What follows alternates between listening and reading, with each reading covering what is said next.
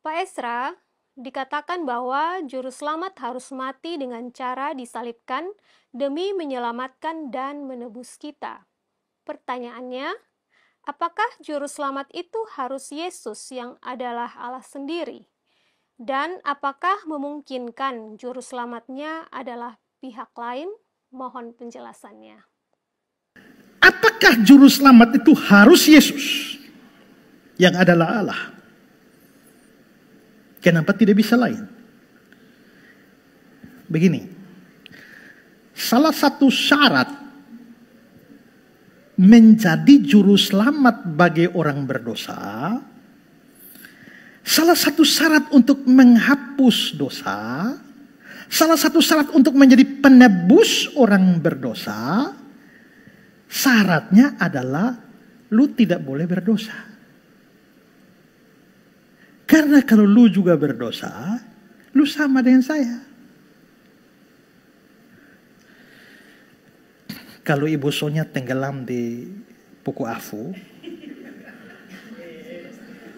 dan tidak bisa berenang,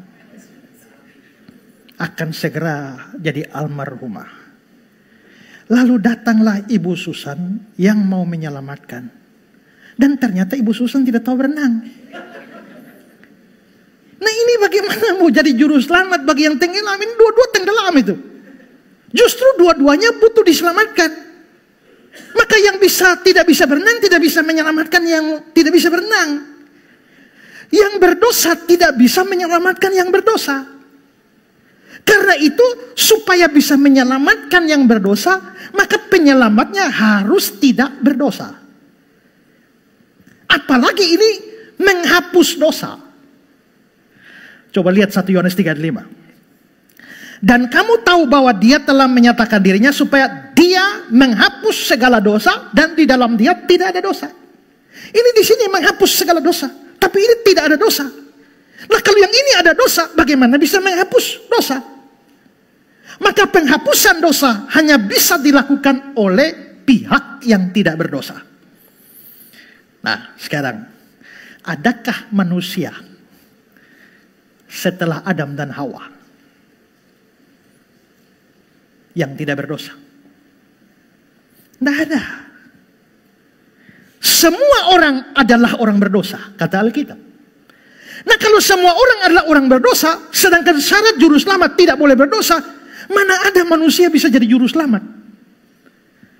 Karena itu maka tak mungkin ada juru selamat dari manusia. Tapi ada pertanyaan susulan. Bagaimana dengan malaikat?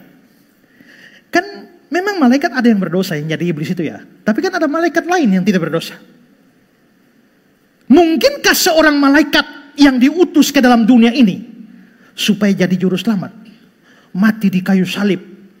Malaikatnya yang jadi manusia lalu mati di kayu salib dan mengganti kita? Tidak bisa juga. Mengapa?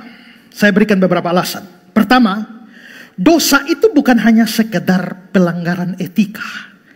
Dosa itu pemberontakan terhadap Allah yang tak terbatas. Karena dosa adalah pelanggaran terhadap Allah yang tak terbatas, Allah juga berikan hukuman yang tak terbatas, yang paling maksimal untuk yang melawan atau yang memberontak terhadapnya. Supaya hukuman yang tak terbatas terhadap Allah yang tak terbatas itu bisa dibatalkan, maka penebusannya harus tak terbatas. Ya. Kalau penebusannya tak terbatas, penebusnya harus tak terbatas. Masalahnya malaikat itu memang tidak berdosa, tapi dia juga makhluk, dia juga ciptaan yang terbatas. Maka malaikat kalau malaikat harus mengorbankan dirinya, maka dia hanya bisa memberikan korban penebusan yang terbatas. Kira-kira kalau malaikat yang menebus, terbatasnya bagaimana? Gini. Karena malaikat terbatas, maka dia paling-paling hanya menebus beberapa orang saja. Misalnya ini saudara seluruh dunia ini. Saya datang sebagai malaikat menebus. Paling-paling saya hanya mampu menyelamatkan yang bagian kanan ini. Maka ini 3 jejer yang lain ini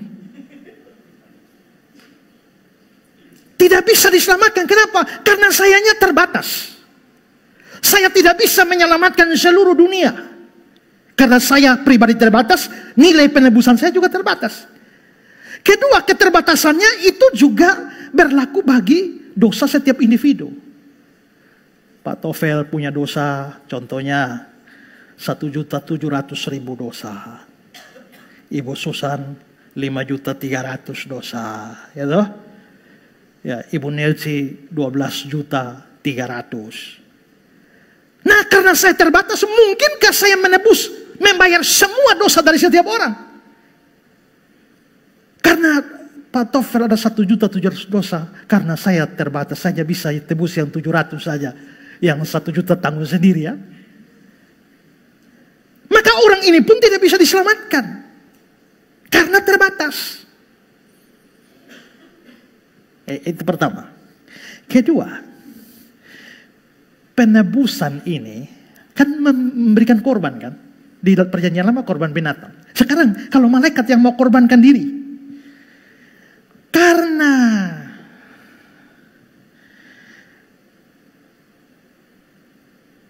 penebusan itu untuk memberikan hidup kekal kepada yang ditebus, maka penebusannya harus mempunyai nilai kekekalan. Kalau penebusannya punya nilai kekekalan, maka cukup menebus 1 kali.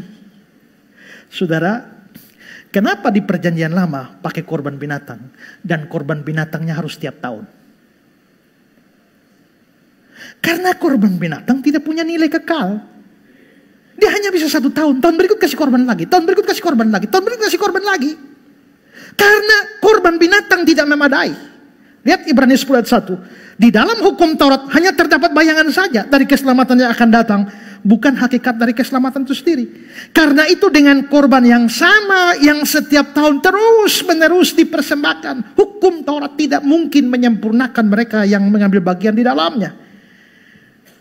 Nah, kalau begitu, binatang, korban binatang, 1 tahun 1 kali. Tahun berikut harus korban lagi. Tahun berikut harus korban lagi. Maka binatang perlu banyak. Sekarang, kalau malaikat yang berkorban, kira-kira malaikat dengan binatang mana lebih hebat? Malaikat. Maka malaikat mungkin 10 tahun 1 kali. Maka setiap 10 tahun harus ada 1 malaikat berkorban. Tahun ke-20 malaikat kedua lagi. Tahun ke-30 atau 100 tahun. Setiap 100 tahun itu ada korban. Berarti korbannya terus menerus. Mungkinkah ada 1 korban yang berlaku secara kekal? Mungkin, asal yang berkorbannya itu kekal.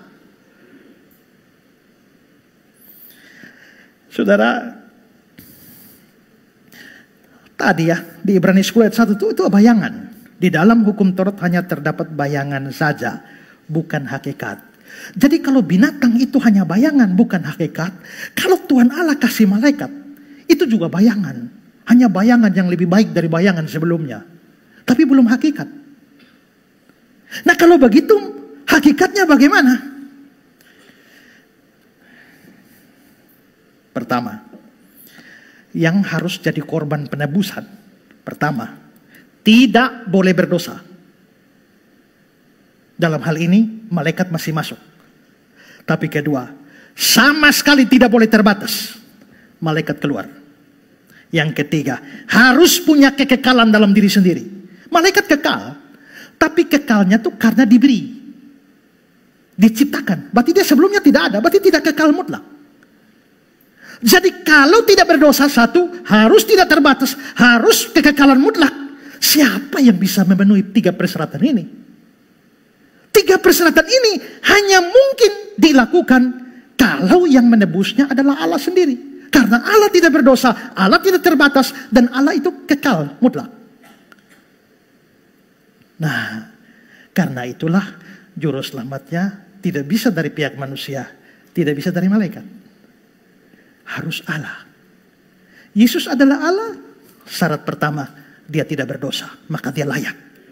Ibrani 7. Sebab imam besar yang demikian yang kita perlukan, yaitu yang saleh, tanpa salah, tanpa noda, terpisah dari orang-orang berdosa. Yang tidak seperti imam-imam besar lain yang setiap hari mempersembahkan korban untuk dosa sendiri.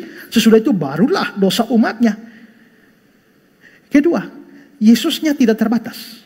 Karena Yesus tidak terbatas, penebusan yang dia lakukan menjadi tidak terbatas.